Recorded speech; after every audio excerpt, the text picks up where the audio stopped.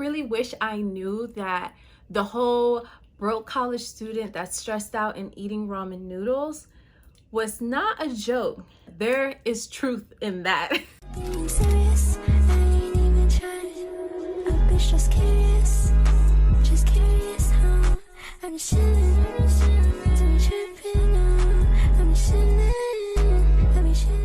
Hey y'all, welcome back to my channel. If you're new to my channel, welcome. My name's itshermosabelle. In this channel, I dip and dabble and talk about different things like beauty, educational videos, and self-care videos. So in this video, I'm actually going to be talking about going to school full-time and working full-time as well. I feel like this is a topic that's really important, especially because it's something that I did. Going to school is really expensive, from the tuition, from the books, your living situation as well. It all piles up, and a lot of us do not have the option of not working. A lot of us are going to have to work. So if you guys are interested in information of how to be successful while you guys are in school full-time and working full-time, then this video is definitely for you. Just don't forget to like, comment, and subscribe if you guys do enjoy this video and it is helpful. If it's not, I'm sorry, but I'm pretty sure it's going to be. So before I tell you guys my tips, I do want to let you guys know that going to school full-time and working full-time, it is not for everybody. Are you a procrastinator? Are you lazy? If you are, I do not recommend that you guys go to school full-time and work full-time. Also, if it's your first year of college and you are a freshman, I also don't recommend that you do these two. Now, I know that some of you guys are not going to have an option to work and go to school, so I'm going to go into alternatives. If you are a freshman, a lot of times this is the transition period. College is not like high school at all. I remember even when I started my first year of college, my guidance counselor told me it's going to be a little rough transitioning. So enough about that, because I know a lot of you guys watching my video most likely are not freshmen. Some alternatives, if you fit into these categories, like you're a procrastinator, you're a little bit lazy, it's your first year of college, or you're not really responsible, and if you absolutely have to work full-time, I definitely recommend that you go to school part-time. There is nothing wrong with taking a little longer to graduate. Also, if you go to school part-time, you can, instead of taking a summer break, you can do some classes in the summer, kind of to lighten the load of the amount of classes that you have to take during your fall and spring semester. Also, another alternative is go to a community college. Community colleges, a lot of times they're cheaper than universities. Another thing that you can do is live with your parents. There's nothing wrong with living with your parents, but enough about that. Let me get straight into the tips on how to be successful when going to school full-time and working full-time. So the first tip that I have is you have to be organized. Organization should be your number one priority. You're going to have a lot of tasks. You're going to have a lot of things that you need to be reminded about, a lot of things that you have to keep up with. And when you're not organized, I'm telling you right now, you're going to forget some stuff. To help you be organized, I definitely recommend you to buy a planner and get yourself a good planner. Have a planner that motivates you. So for me, a planner that motivates me is a planner that's color coordinated. So what I do is I actually coordinate different tasks. So anything that has to do with work, I write it in a certain color pen. For each class, I write in my planner in a certain color. You want to keep yourself so organized that when you open up your planner, kind of get an idea of what you're going to be doing for the day, because that's how organized you have it. Don't get those cheap, flimsy planners that break. I did it. I got a planner where all the binds just broke, and it took me forever to get another planner, and I actually got disorganized. So make sure that you guys invest in a quality planner and that you keep that planner organized. In addition to having a planner, also have some phone reminders, because sometimes you don't have your planner on you 24/7. I definitely recommend that you have a calendar in your study space, and having a study space is actually the next tip that I'm going to be talking about. If your study space is in your own room or in your wherever you're staying at, I definitely recommend that you put a big planner on there so you can see the big picture within the month of what you're supposed to be doing, especially if you're a person who, you know, puts on the planner, you put on a date, this is the exam. When you're doing your work and you look at a big planner, you don't have to like flip, and you're able to see like, oh my God, in 3 weeks I have this really important exam.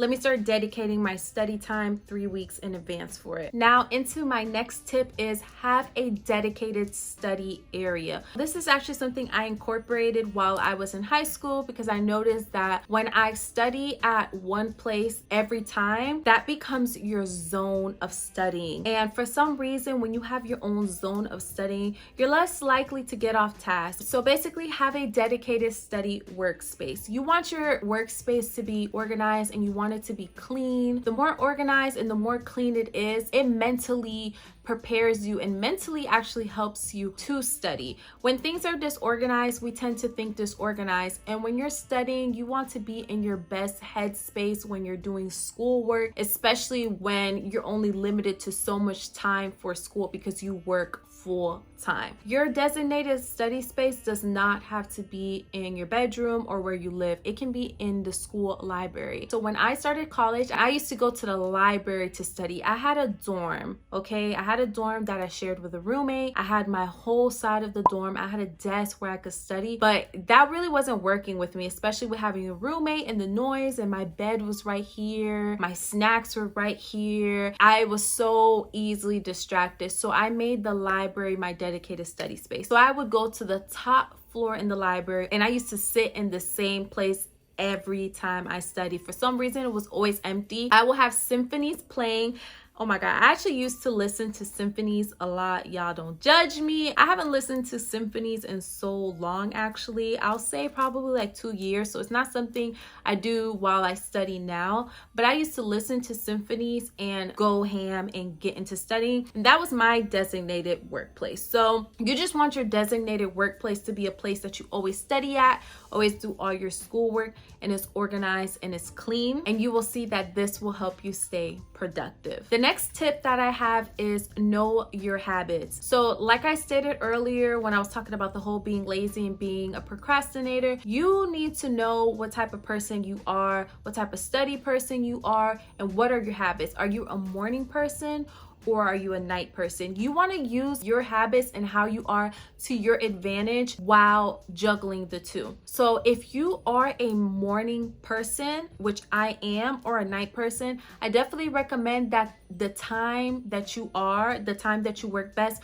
you dedicate that for school. When you're doing school and you're working full time, I always say that the priority is school. If you mess up on your grades, that's always going to be on your transcript. There's no erasing it. If you are going to withdraw from the class because it's too much for you and you weren't taking my tips into account and you have to withdraw from the class, that withdrawal is going to be on your transcript forever. You can always work. There's always jobs out there, and more than likely, if you're going to school and you're working full time, you're going to school to have a career. So the job you're doing right now is just to pay your bills. So I say that whatever time person you are, so are you a night owl, if you're a morning bird like myself, that's the time that you want to be in classes, and that's the time that you want to be studying, because that's the time where your brain works the best. This is a tip that I used to do and a tip that I recommend you guys to do. I like to study like for an hour before I go to class and have to take an exam.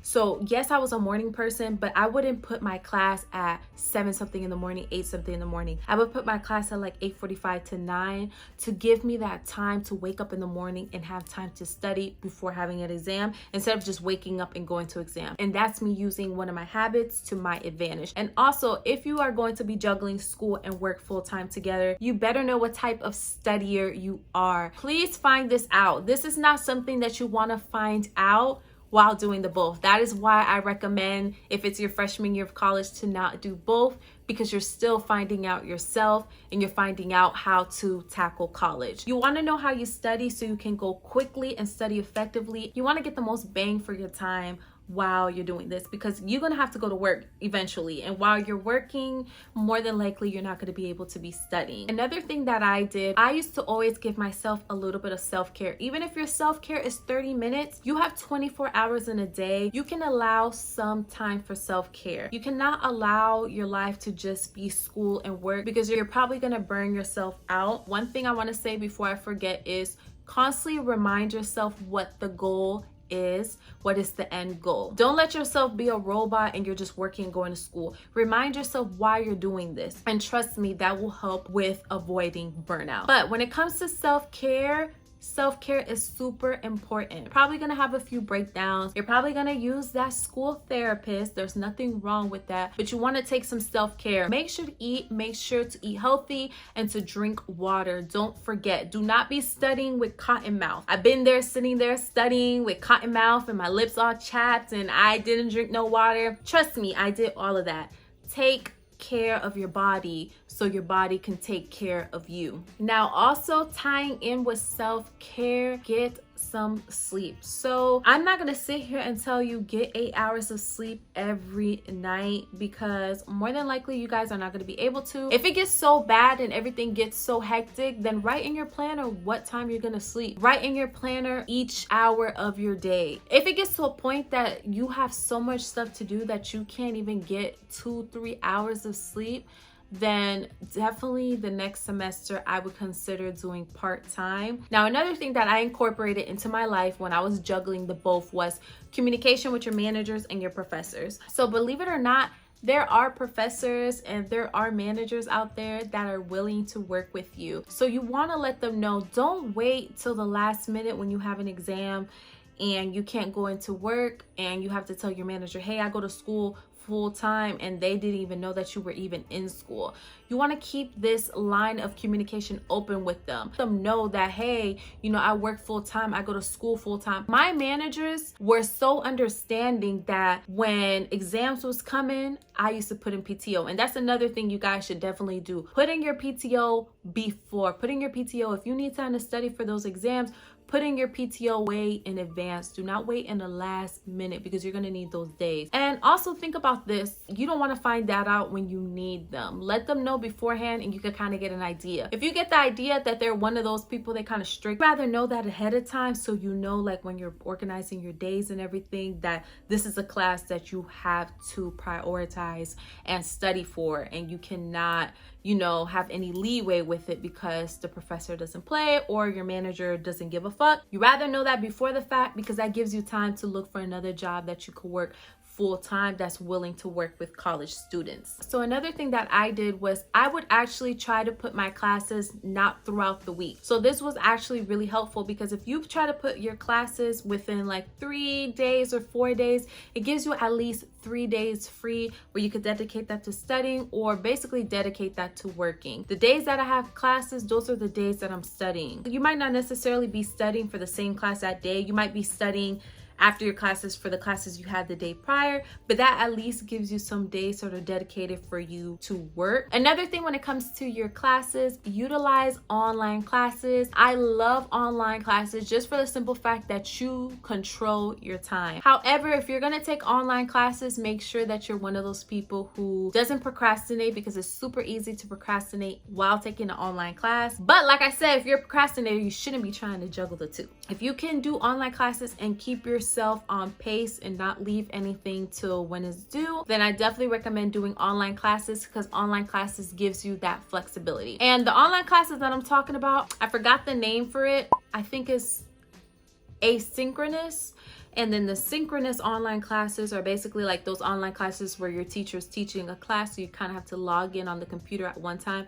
Those aren't the classes I'm talking about. I'm talking about the asynchronous ones. I hope I'm saying this right. And now the last tip that I have for you guys is use Rate My Professor. I used Rate My Professor for every semester. Even when I went to school my freshman year of college and I wasn't working, I used Rate My Professor. I don't know who put me on a Rate My Professor, but I'm so glad that they did. So the reason I tell you guys about Rate My Professor is you can see how that professor is. If you gotta work full time, please try to get good professors that are passionate about their job and care about their students. Try not to get those professors who don't give a damn. I know you guys know what professors I'm talking about. I used to look at Rate My Professor way before it was like the opening for you to pick your classes. And when I would do that, I used to have everything written out. So that's something I'm telling you guys to do too. But I used to put in a notebook the names of the different options of professors that I'm, you know, contemplating on picking. And I will have like little things written about them. So I'll be like,